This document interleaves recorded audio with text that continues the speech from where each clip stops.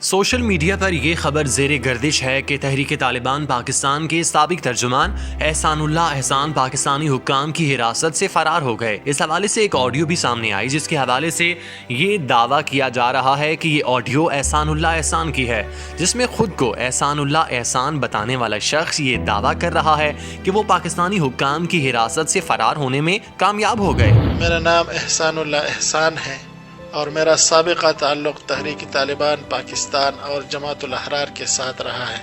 میں نے 5 فروری 2017 کو ایک معاہدے کے بعد خود کو پاکستان کی خفیہ اداروں کے حوالے کیا تھا۔ میں نے تقریباً 3 سال تک اس معاہدے کی اپنی طرف سے بھرپور پاسداری کی، مگر پاکستان کے ان مکار اداروں نے معاہدے کی روح کے خلاف مجھے اپنے بچوں سمیت قید کر لیا تھا۔ ہم نے بڑے تحمل سے 3 سال تک قید و بند کی صعوبتیں برداشت کی، مگر بالآخر مجبوراً ہم نے وہاں سے فرار ہونے کا منصوبہ بنایا۔ 11 جنوری 2020 کو اللہ تعالیٰ نے ہماری مدد کی اور ہم پاکستانی اداروں کے قید سے فرار ہونے میں کامیاب ہو گئے ہیں۔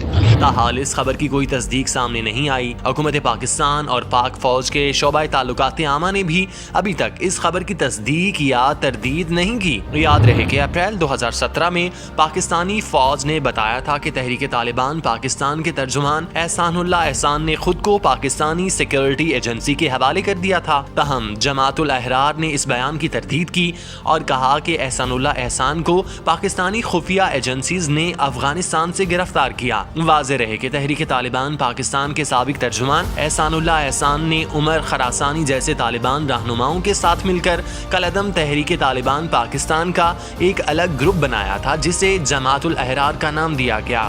پاک فوج نے احسان اللہ احسان کا ایک اعترافی بیان بھی جاری کیا جس میں انہوں نے کہا تھا کہ وہ انڈیا کی خفیہ ایجنسی را کے لیے کام کر رہے تھے۔ ویڈیو میں ٹی ٹی پی کے ترجمان نے اپنا اصلی نام لیاقت علی بتایا اور کہا کہ ان کا تعلق مومن ایجنسی سے ہے۔ میرا نام لیاقت علی اور احسان اللہ احسان ہے اور میرا تعلق محمد ایجنسی سے ہے۔ 2008 کے اوائل میں نے تحریک طالبان پاکستان میں شمولیت اختیار کی۔ اس وقت میں کالج کا اسٹوڈنٹ تھا۔ میں ٹی ٹی پی محمد ایجنسی کا ترجمان بھی رہا ہوں، اس کے بعد میں ٹی ٹی پی کا مرکزی ترجمان بھی رہا ہوں، جماعت الاحرار کا ترجمان بھی رہا ہوں۔ احسان اللہ احسان نے بطور ترجمان تحریک طالبان پاکستان ملک میں ہونے والی دہشت گردی کی بڑی کارروائیوں کی ذمہ داری بھی قبول کی، جس میں ملالہ یوسفزئی پر حملہ، شیعہ کمیونٹی پر راولپنڈی اور کراچی میں ہونے والے حملے، بادشاہ خان انٹرنیشنل ایئرپورٹ پر ہونے والے راکٹ حملے، گلگت بلتستان میں سیاحوں پر قاتلانہ حملے، لاہور میں واہگہ بارڈر، کرسچین کمیونٹی اور پارک میں ہونے والے حملے، قبائلی اضلاع میں پاک فوج پر ہونے والے حملے اور پنجاب کے سابق وزیر داخلہ کرنل ریٹائرڈ شجاعت خانزادہ پر ہونے والا حملہ شامل ہے۔